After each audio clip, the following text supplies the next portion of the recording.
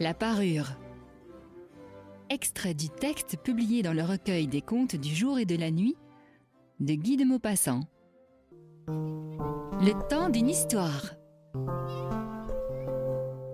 Un podcast de contes, nouvelles et autres récits.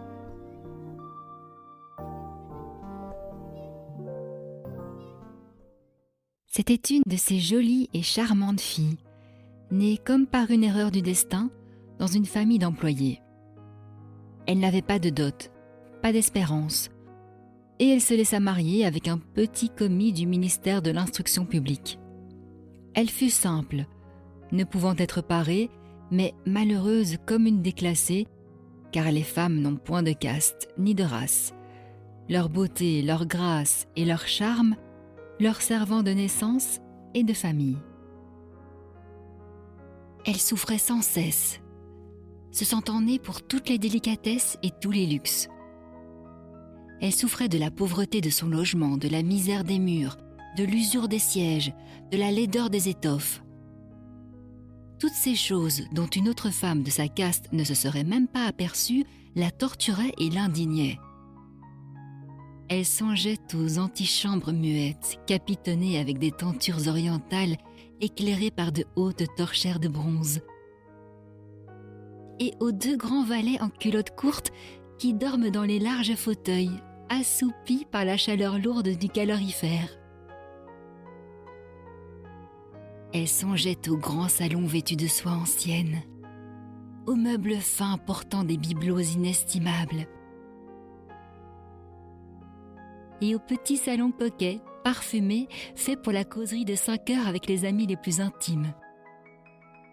Quand elle s'asseyait pour dîner devant la table ronde couverte d'une nappe de 3 jours, en face de son mari qui découvrait la soupière en déclarant d'un air enchanté « Ah, le bon pot-au-feu! Je ne sais rien de meilleur que cela !» Elle songeait au dîner fin, aux argenteries reluisantes, aux tapisseries peuplant les murailles de personnages anciens et d'oiseaux étranges au milieu d'une forêt de féerie. Elle songeait aux plats exquis, servis en des vaisselles merveilleuses, aux galanteries chuchotées et écoutées avec un sourire de sphinx, tout en mangeant la chair rose d'une truite ou des ailes de gélinote. Elle n'avait pas de toilette, pas de bijoux, rien. Et elle n'aimait que cela. Elle se sentait faite pour cela. Elle eut tant désiré plaire, être enviée, être séduisante et recherchée. Elle avait une amie riche, une camarade de couvent qu'elle ne voulait plus aller voir tant elle souffrait en revenant. Et elle pleurait pendant des jours entiers de chagrin, de désespoir et de détresse. Or, un soir, son mari rentra, l'air glorieux, et tenant à la main une large enveloppe. « Tiens, dit-il. Voici quelque chose pour toi. » Elle déchira vivement le papier et en tira une carte imprimée qui portait ces mots. Le ministre de l'Instruction publique et Madame Georges Ramponneau prient Monsieur et Madame Loisel de leur faire l'honneur de venir passer la soirée à l'hôtel du ministère le lundi 18 janvier. Au lieu d'être ravie, comme l'espérait son mari, elle jeta avec dépit l'invitation sur la table, murmurant « Que veux-tu que je fasse de cela ?» Mais ma chérie, je pensais que tu serais contente. Tu ne sors jamais. Et c'est une occasion, cela, une belle. J'ai eu une peine infinie à l'obtenir. Tout le monde en veut, c'est très recherché et on n'en donne pas beaucoup aux employés. Tu verras là tout le monde officiel. Elle le regardait d'un œil irrité et elle déclara avec impatience « Que veux-tu que je me mette sur le dos pour aller là ?» Il n'y avait pas songé.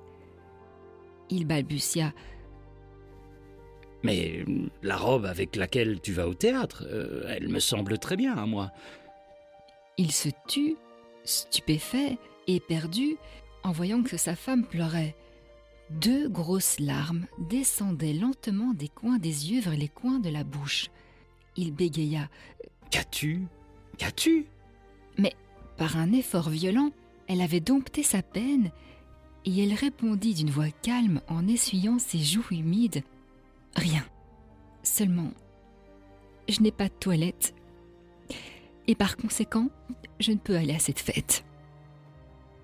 Donne ta carte à quelques collègues dont la femme sera mieux nippée que moi. »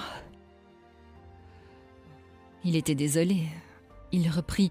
« Voyons, Mathilde, combien cela coûterait-il une toilette convenable qui pourrait te servir encore en d'autres occasions, quelque chose de très simple ?» Elle réfléchit quelques secondes, établissant ses comptes et songeant aussi à la somme qu'elle pouvait demander sans s'attirer un refus immédiat et une exclamation effarée du commis économe. Enfin, elle répondit en hésitant. « Je ne sais pas au juste, mais il me semble qu'avec 400 francs, je pourrais arriver. » Il avait un peu pâli, car il réservait juste cette somme pour acheter un fusil et s'offrir des parties de chasse l'été suivant dans la plaine de Nanterre, avec quelques amis qui allaient tirer des alouettes par là le dimanche. Il dit cependant. « Soit, je te donne 400 francs, mais tâche d'avoir une belle robe. » Le jour de la fête approchait. Et Madame Loisel semblait triste, inquiète, anxieuse. Sa toilette était prête cependant. Son mari lui dit un soir. « Qu'as-tu ? Voyons, tu es toute drôle depuis 3 jours. » Et elle répondit. « Cela m'ennuie de n'avoir pas un bijou, pas une pierre, rien à mettre sur moi. J'aurais l'air misère comme tout. J'aimerais presque mieux ne pas aller à cette soirée. » « Tu mettras des fleurs naturelles. C'est très chic en cette saison-ci. Pour 10 francs, tu auras 2 ou 3 roses magnifiques. » Elle n'était point convaincue. Non. Il n'y a rien de plus humiliant que d'avoir l'air pauvre au milieu de femmes riches. Mais son mari s'écria. « Que tu es bête. Va trouver ton amie Madame Forestier et demande-lui de te prêter des bijoux. Tu es bien assez lié avec elle pour faire cela. » Elle poussa un cri de joie. « Ah, c'est vrai! Je n'y avais point pensé !» Le lendemain, elle se rendit chez son amie et lui conta sa détresse. Madame Forestier alla vers son armoire à glace, prit un large coffret, l'apporta, l'ouvrit et dit à Madame Loisel. « Choisis, ma chère. » Elle vit d'abord des bracelets, puis un collier de perles, puis une croix vénitienne, or et pierreries, d'un admirable travail. Elle essayait les parures devant la glace, hésitait, ne pouvait se décider à les quitter, à les rendre. Elle demandait toujours « Tu n'as plus rien d'autre ?»« Mais si, cherche, je ne sais pas ce qui peut te plaire. » Tout à coup, elle découvrit dans une boîte de satin noir, une superbe rivière de diamants. Et son cœur se mit à battre d'un désir immodéré. Ses mains tremblaient en la prenant. Elle l'attacha autour de sa gorge, sur sa robe montante, et demeura en extase devant elle-même. Puis elle demanda, hésitante, pleine d'angoisse, « Peux-tu me prêter cela ? Rien que cela ?» Mais oui, certainement. Elle sauta au cou de son amie, l'embrassa avec emportement, puis s'enfuit avec son trésor.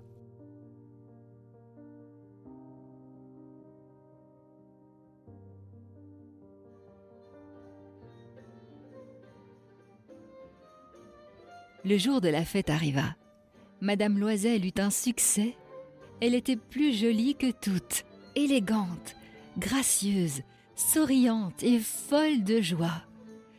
Tous les hommes la regardaient, demandaient son nom, cherchaient à être présentés. Tous les attachés du cabinet voulaient valser avec elle. Elle dansait avec ivresse, avec emportement, grisée par le plaisir, ne pensant plus à rien, dans le triomphe de sa beauté, dans la gloire de son succès, dans une sorte de nuage de bonheur fait de tous ses hommages, de toutes ses admirations, de tous ses désirs éveillés, de cette victoire si complète et si douce au cœur des femmes. Elle partit vers 4 heures du matin. Son mari, depuis minuit, dormait dans un petit salon désert avec 3 autres messieurs dont les femmes s'amusaient beaucoup. Il lui jeta sur les épaules les vêtements qu'il avait apportés pour la sortie. Modestes vêtements de la vie ordinaire, dont la pauvreté jurait avec l'élégance de la toilette de bal. Elle le sentit et voulut s'enfuir pour ne pas être remarquée par les autres femmes qui s'enveloppaient de riches fourrures. Loisel la retenait. « Attendons, tu vas attraper froid dehors. Je vais appeler un fiacre. » Mais elle ne l'écoutait point et descendait rapidement l'escalier. Lorsqu'ils furent dans la rue, ils ne trouvèrent pas de voiture. Et ils se mirent à chercher, criant après les cochers qu'ils voyaient passer de loin. Ils descendaient vers la Seine, désespérés, grelottants. Enfin, ils trouvèrent sur le quai un de ces vieux coupés noctambules qu'on ne voit dans Paris que la nuit venue, comme s'ils eussent été honteux de leur misère pendant le jour. Il les ramena jusqu'à leur porte, rue des Martyrs, et ils remontèrent tristement chez eux.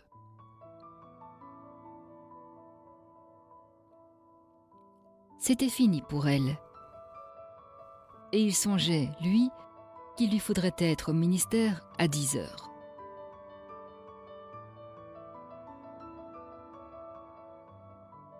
Elle ôta les vêtements dont elle s'était enveloppée les épaules devant la glace afin de se voir encore une fois dans sa gloire. Mais soudain, elle poussa un cri. Elle n'avait plus sa rivière autour du cou. Son mari, à moitié dévêtu déjà, demanda « Qu'est-ce que tu as ?» Elle se tourna vers lui, affolée. « Je n'ai plus la rivière de Madame Forestier. » Il se dressa, éperdu. « Quoi ? Comment ? Ce n'est pas possible !» Et ils cherchèrent dans les plis de la robe, dans les plis du manteau, dans les poches, partout.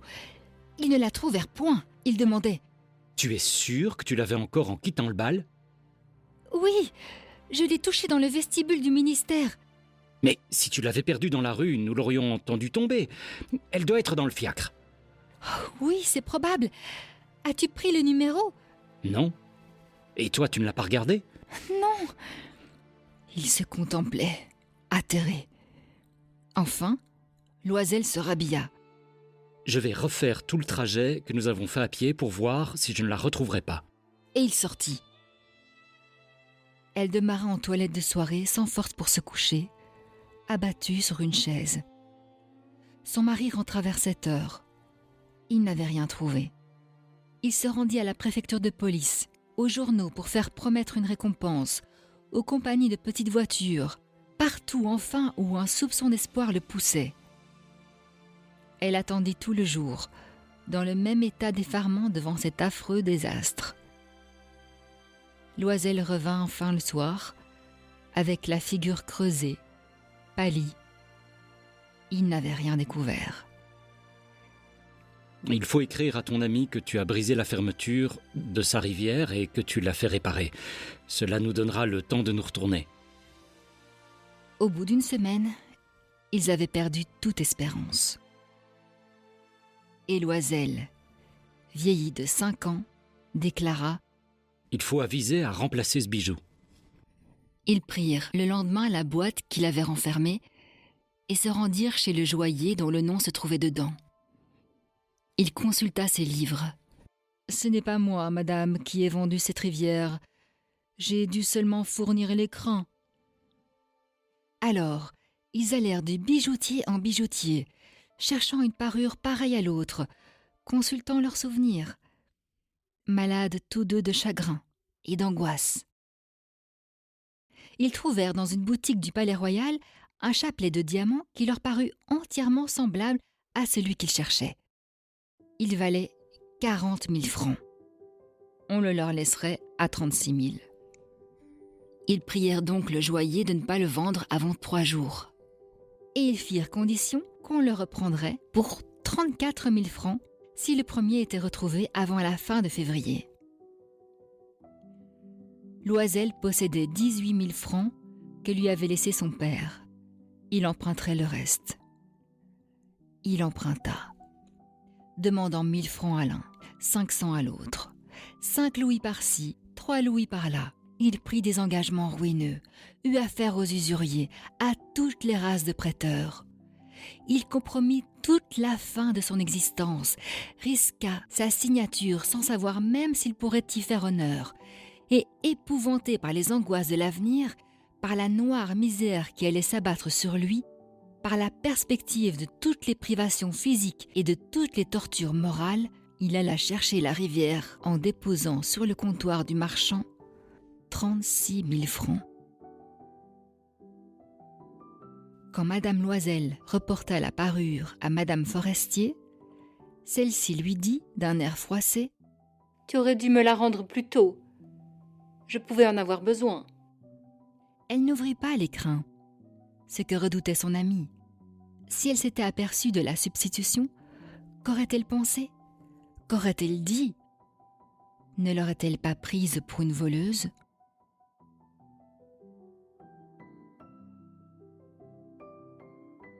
Madame Loisel connut la vie horrible des nécessiteux.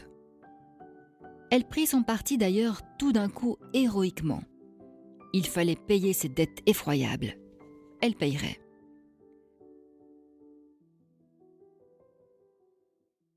On renvoya la bonne. On changea de logement. On loua sous les toits une mansarde. Elle connut les gros travaux du ménage, les odieuses besognes de la cuisine. Elle lava la vaisselle, usant ses ongles roses sur les poteries grasses et le fond des casseroles. Elle savonna le linge sale, les chemises et les torchons. Elle descendit à la rue chaque matin les ordures et monta l'eau, s'arrêtant à chaque étage pour souffler. Et vêtue comme une femme du peuple, elle alla chez le fruitier, chez l'épicier, chez le boucher, le panier au bras, marchandant, injuriée, défendant sou à sou son misérable argent. Le mari travaillait le soir à mettre au net les comptes d'un commerçant et la nuit, souvent, il faisait de la copie à 5 sous la page.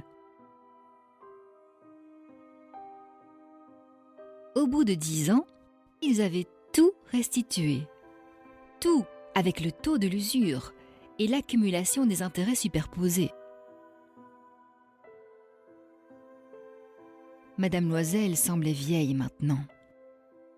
Elle était devenue la femme forte et dure et rude des ménages pauvres, mal peignés.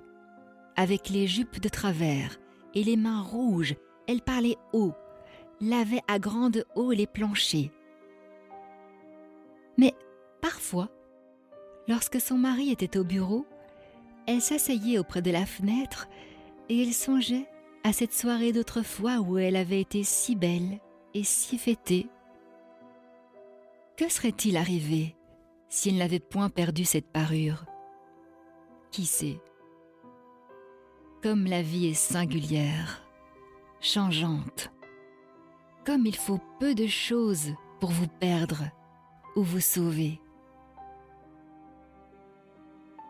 Or, un dimanche, comme elle était allée faire un tour aux Champs-Élysées pour se délasser des besognes de la semaine, elle aperçut tout à coup une femme qui promenait un enfant. C'était Madame Forestier, toujours jeune, toujours belle, toujours séduisante. Madame Loisel se sentit émue. Allait-elle lui parler ? Oh oui, certes. Et maintenant qu'elle avait payé, elle lui dirait tout. Pourquoi pas ? Elle s'approcha. « Bonjour, Jeanne !» L'autre ne la reconnaissait point, s'étonnant d'être appelée ainsi familièrement par cette bourgeoise. Elle balbutia. « Mais, madame, je ne sais, vous devez vous tromper. »« Non, je suis Mathilde Loisel. » Son amie poussa un cri. « Oh, ma pauvre Mathilde, comme tu es changée !»« Oui, j'ai eu des jours bien durs depuis que je ne t'ai vue, et bien des misères. Et cela à cause de toi. »« De moi ? Comment ça ? Tu te rappelles bien cette rivière de diamants que tu m'as prêtée pour aller à la fête du ministère ? » ?»« Oui, eh bien, je l'ai perdue. »« Comment ? Puisque tu me l'as rapportée. »« Je t'en ai rapporté une tout autre pareille. Et voilà 10 ans que nous la payons. Tu comprends bien que ça n'était pas aisé pour nous, qui n'avions rien. Enfin, c'est fini. Et je suis rudement contente. Madame Forestier s'était arrêtée. « Tu dis que tu as acheté une rivière de diamants pour remplacer la mienne ? Oui, tu ne t'en étais pas aperçue, hein ? Elles étaient bien pareilles. » Et il souriait d'une joie orgueilleuse et naïve. Madame Forestier, fort émue, lui prit les 2 mains. « Oh, ma pauvre Mathilde ! Mais la mienne était fausse. Elle valait au plus 500 francs.